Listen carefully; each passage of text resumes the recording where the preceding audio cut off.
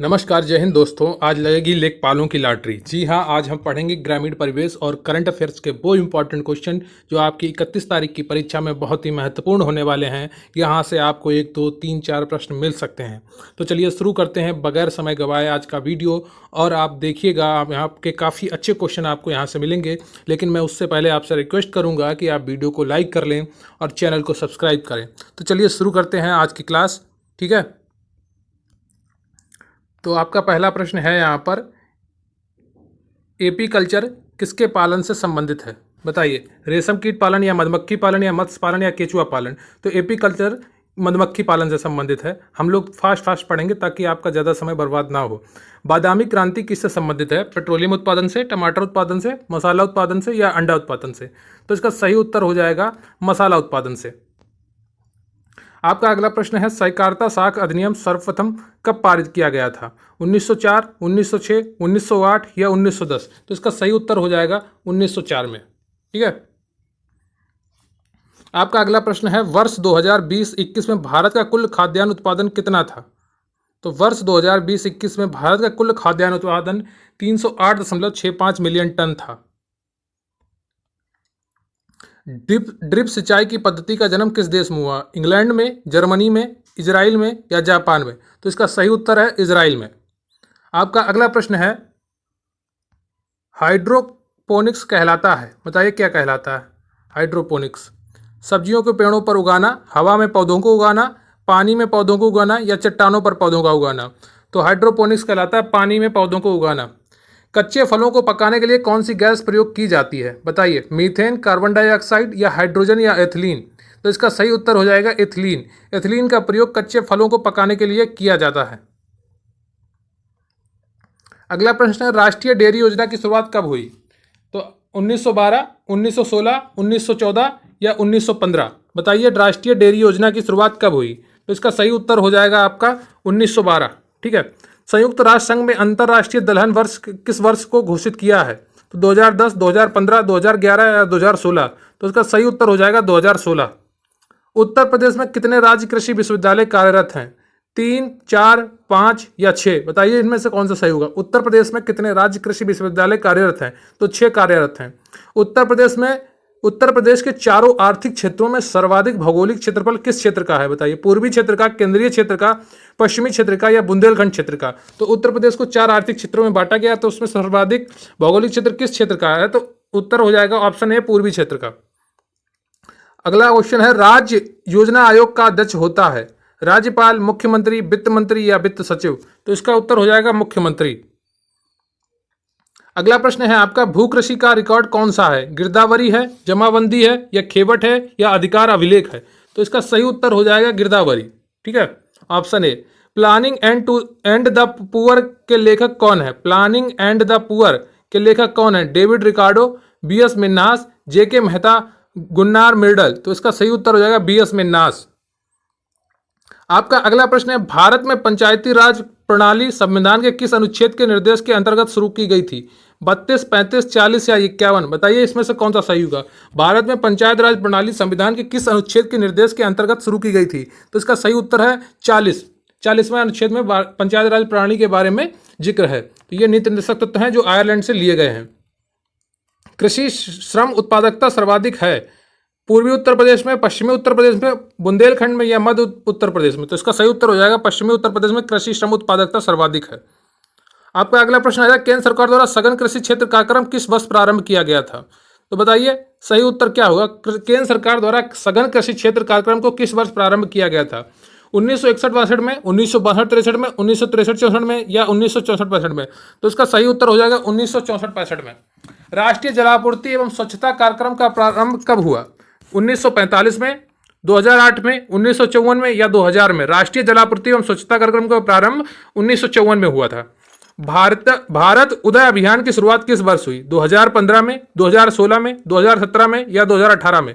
बताइए इसमें से क्या सही होगा। भारत उदय अभियान की शुरुआत किस वर्ष हुई? तो इसका सही उत्तर हो जाएगा 2018 में। आपका अगला प्रश्न है, ओखला पक्षी अभयारण्य कहाँ स्थित है? महोबा, हमीरपुर, संत कबीर नगर, रायबरेली या गाजियाबाद व गौतम बुद्ध नगर? बताइए कौन सा सही है। ओखला पक्षी अभयारण्य कहाँ स्थित है? तो सही हो जाएगा ऑप्शन डी, गाजियाबाद व गौतम बुद्ध नगर। रबड़ निम्नलिखित में से किस पौधे से प्राप्त किया जाता है? हीबिया से या फेरुला से या साइकस से या देवदार से? बताइए कौन सा सही होगा। तो रबड़ हीबिया से प्राप्त किया जाता है। किससे प्राप्त किया जाता है? हीबिया से। आपका अगला प्रश्न है, मेक इन इंडिया कार्यक्रम के तहत 2021 तक भारतीय अर्थव्यवस्था में निर्माण उद्योग की भूमिका को 16% से बढ़ाकर कितने प्रतिशत करने का लक्ष्य रखा गया था? तो बताइए क्या सही है। तो इसका सही है ऑप्शन बी 25%। अगला प्रश्न है, प्रोजेक्ट टाइगर की शुरुआत किस वर्ष हुई? 1970 में, 1964 में, 1973 में? तो इसका सही उत्तर हो जाएगा ऑप्शन सी 1973 में। अगला प्रश्न है, राष्ट्रीय ग्रामीण पेयजल के अंतर्गत वर्ष 2022 तक देश में प्रत्येक ग्रामीण व्यक्ति को उनके घरेलू परिसरों में या उनके घरों से क्षैतिज या ऊर्ध्वाधर दिशा में 50 मीटर की दूरी से कम पर कितने लीटर प्रति व्यक्ति प्रतिदिन पेयजल उपलब्ध होना चाहिए? 50 लीटर, 70 लीटर, 100 लीटर, 150 लीटर? तो इसका सही है 70 लीटर। प्राथमिक स्वास्थ्य केंद्र की स्थापना कब की गई? 1970 में, 1944 में, 1980 में, 1943 में? तो इसका सही उत्तर हो जाएगा 1943 में। सांसद आदर्श ग्राम योजना के अंतर्गत संसद सदस्य वर्ष 2024 तक कुल कितने गांवों को सामाजिक, आर्थिक एवं भौतिक बुनियादी ढांचों के विकास के लिए जिम्मेदार हैं? 3 गांव, 5 गांव, 7 गांव या 8 गांव? तो इसका सही उत्तर हो जाएगा 8 गांव। 2024 तक सांसद आदर्श ग्राम योजना के तहत 8 गांव उनको सही करने हैं। ठीक, बुनियादी ढांचा सही करना है सांसदों को। राष्ट्रीय जनगणना 2011 का शीर्षक वाक्य निम्न में से कौन सा है? हमारा भविष्य हमारी जनगणना, 2000 की जनगणना हमारा भविष्य, या हमारा भविष्य 2000 की जनगणना, या हमारी जनगणना हमारा भविष्य?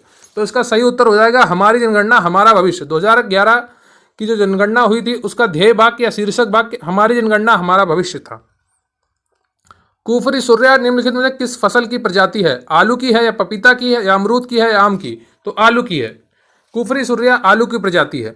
अगला प्रश्न है, किस पंचवर्षीय योजना के अंतर्गत सूखा प्रबंध क्षेत्र कार्यक्रम चलाया गया था? तीसरी पंचवर्षीय, चौथी पंचवर्षीय, पांचवी पंचवर्षीय या छठी पंचवर्षीय? तो इसका सही उत्तर हो जाएगा चौथी पंचवर्षीय। किस पंचवर्षीय योजना के अंतर्गत सूखा प्रबंध क्षेत्र कार्यक्रम चलाया गया? चौथी पंचवर्षीय। राज्य विद्या आयोग एक है, विधि संस्था, असंवैधानिक संस्था, संवैधानिक संस्था, या इनमें से कोई नहीं? तो राज्य वित्त आयोग एक संवैधानिक संस्था है। ठीक है। निम्नलिखित में से कौन सा एक एकड़ के बराबर है? 4840 वर्ग गज, 0.4047 हेक्टेयर, 1.6 बीघा या उपयुक्त सभी? तो उपयुक्त सभी।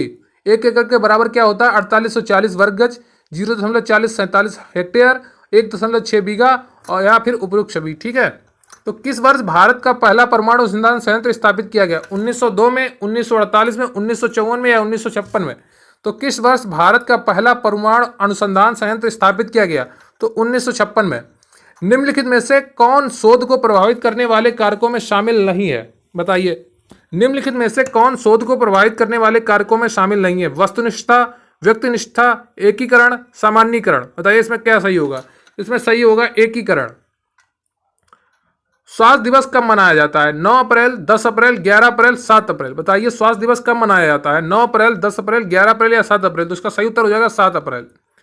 निम्नलिखित में से कौन सा सही युग्म नहीं है? स्वच्छ भारत योजना 2015, पहल योजना 2013, दीनदयाल उपाध्याय श्रमयोगी जयते कार्यक्रम 2015, स्टैंड अप इंडिया 2015?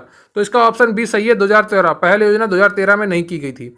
1 हेक्टेयर का मान निम्नलिखित में से कितना है? 1000 वर्ग मीटर, 5000 वर्ग मीटर, 10,000 वर्ग मीटर या 15,000 वर्ग मीटर?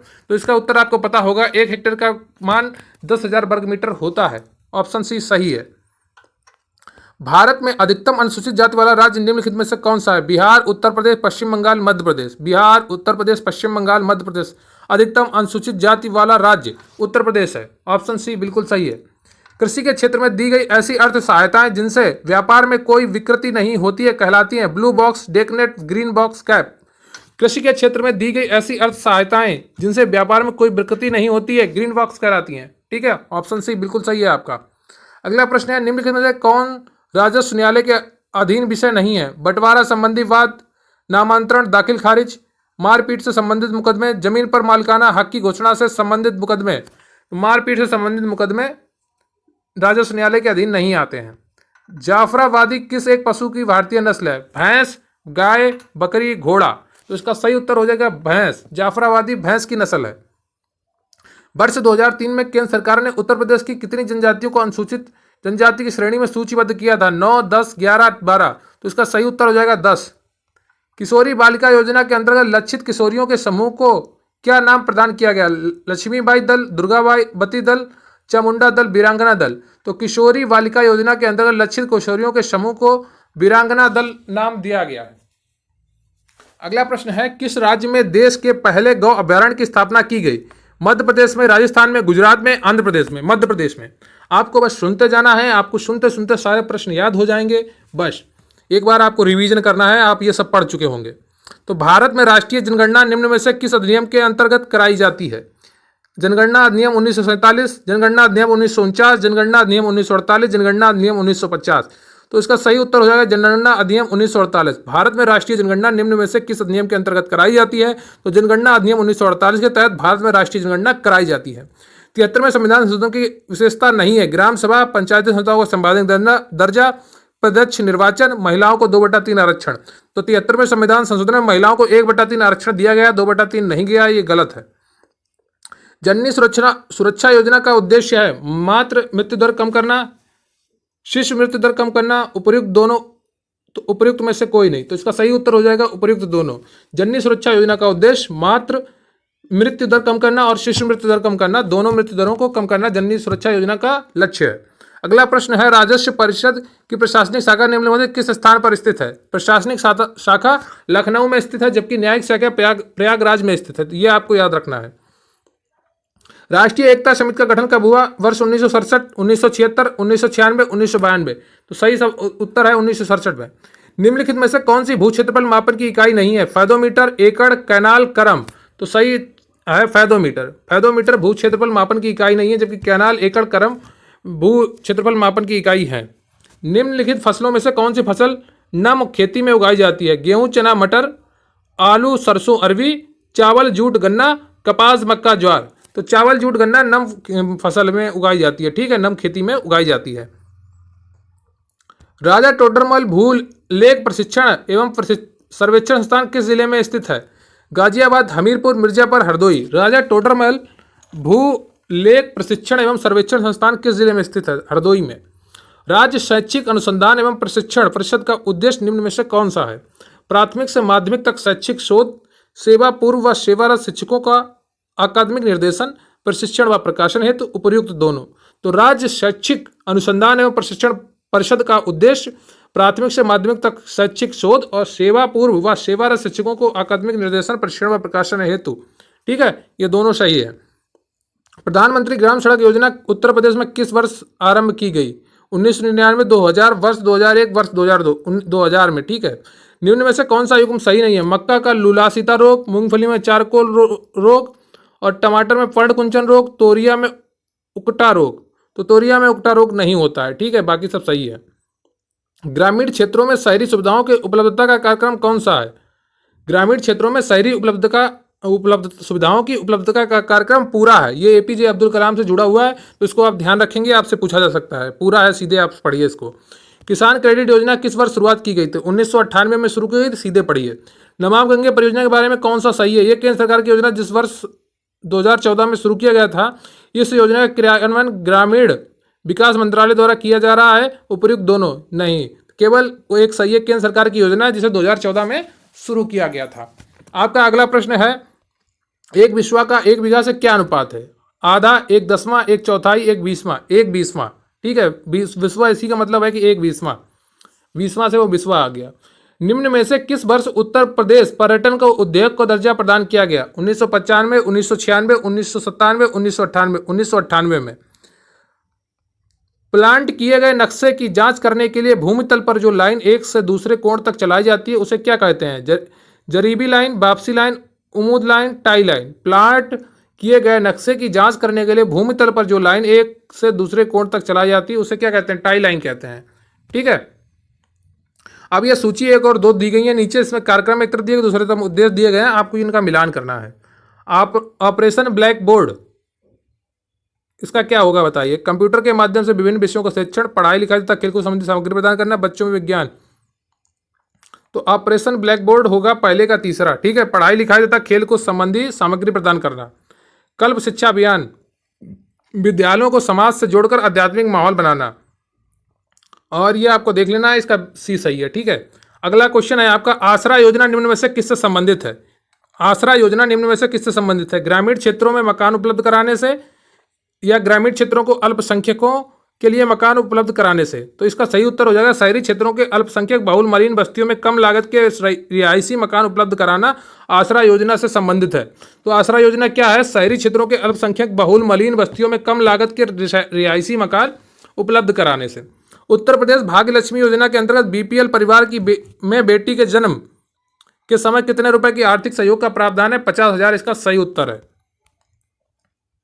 तो ये रहा आपका कुल टोटल क्वेश्चन। आप हमारा चैनल ज्वाइन कर सकते हैं, क्विक रिवीजन क्लासेस। हम वहाँ पर आपको ये पीडीएफ भेज देंगे, आप वहाँ से ये पीडीएफ ले सकते हैं। Quick revision classes Telegram channel पर आप ज्वाइन कर सकते हैं, वहाँ से आपको ये पीडीएफ मिल जाएगी। आप चैनल को सब्सक्राइब कर लीजिए और वीडियो को लाइक कर लीजिए। अगर आपको वीडियो अच्छा लगा हो तो कमेंट में जरूर लिखें। जय हिंद, जय भारत।